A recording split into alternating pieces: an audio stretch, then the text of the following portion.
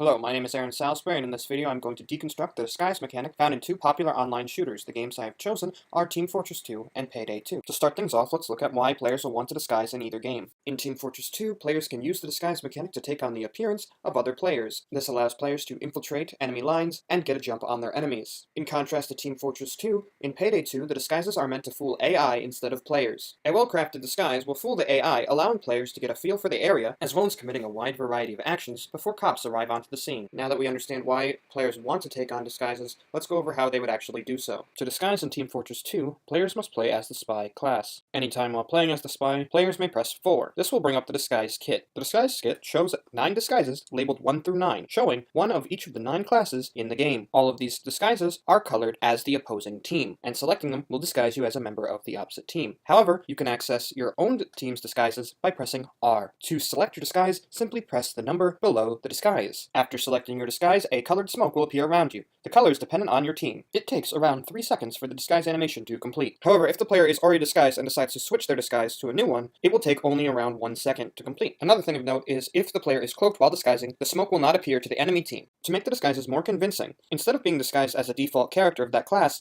you take on the name, health, movement speed, and weapon selection of the enemy you are disguising as. Something to keep in mind is when you take on the movement speed of another class that you disguise as, it can only go up to the Spy's top movement speed. Since he does not have the highest movement speed in the game, this can give you away. Where Team Fortress 2 makes players equip disguises, in Payday 2, players are automatically equipped with their disguise at the beginning of every match. However, similarly to Team Fortress 2, players can customize the disguises they equip to better suit their needs. How effective a disguise is based off the detection rating. This number ranges from 3 to 75. The higher the detection rating, the faster players will be detected. To create an effective disguise, the player has to seem like a normal civilian. To do this, players must equip weapons that are easily concealable, such as revolvers, wearing a suit, and other things. However, if players do not care how effective their disguise is, they can equip things like shotguns and body armor, which will raise the detection rating, but allow a better chance at fighting when the combat breaks out. While players do start the mission in their disguise, eventually they will have to break part of their disguise by putting on a mask. This is done by holding G. Without the mask on, players are limited to a very small number of actions, such as walking around the level. However, with the chameleon skill, they're also able to pick up objects and mark enemies. With the mask on, however, these restrictions are removed, allowing them to commit any action they choose. A few things of note about putting the mask on is that putting on your mask does not force everyone else to put on theirs. Getting detected will make you put your mask on, and if the cops are called, all players must put on their masks. Once a player has equipped their mask, they cannot take it off. This is very different from Team Fortress 2, which allows players to constantly switch disguises and break them. Disguises are broken by either picking up the intel or by using a weapon other than the sapper. The only time in Payday 2 a disguise could be considered broken is when the cops are called. At this point, your detection rating does not matter, and enemies will detect you instantly. Now that we've gone over the basics of the disguise mechanic in each game, let's focus on a few of the details. Payday 2's disguise mechanic is rather simple. However, there is one interesting thing. While players can obtain a detection risk of 75, which is the maximum, players can obtain a detection risk of 3 until much later into the game, which is the minimum detection risk. In contrast to how simple Payday 2's disguise mechanic is, Team Fortress 2 has a lot of intricate details going on in their disguise system. So let's go over some of these in rapid fire. First, if disguised as an enemy, sentry guns will not target you, and enemy dispensers will heal you. Next, you cannot taunt while disguised. While wearing a disguise, your teammates will see you as a default spy, wearing a paper mask displaying which class you are disguised as. If your disguise is currently displaying a health underneath the maximum, and you walk over a health pack, your disguise will be healed. Enemy medics will be able to heal and even ubercharge you if your disguise is a member of their team. You cannot block or capture control points if disguised as a member of the enemy team. Finally, while I could not find any unhandled edge case scenarios in Payday 2, I did find 2 scenarios in Team Fortress 2. If the spy reloads his revolver while under a disguise, the disguise will complete a reload animation. However, the sound effect will be of the revolver reloading. If the player you're disguising as has a health reduction item in their loadout, it will not be factored in when calculating your disguise's maximum health. Well, that's everything. I hope you enjoyed the video, and I hope you learned a lot about the disguise mechanics found in Team Fortress 2 and Payday 2. Here are the references for the video clips I used. Thank you for watching.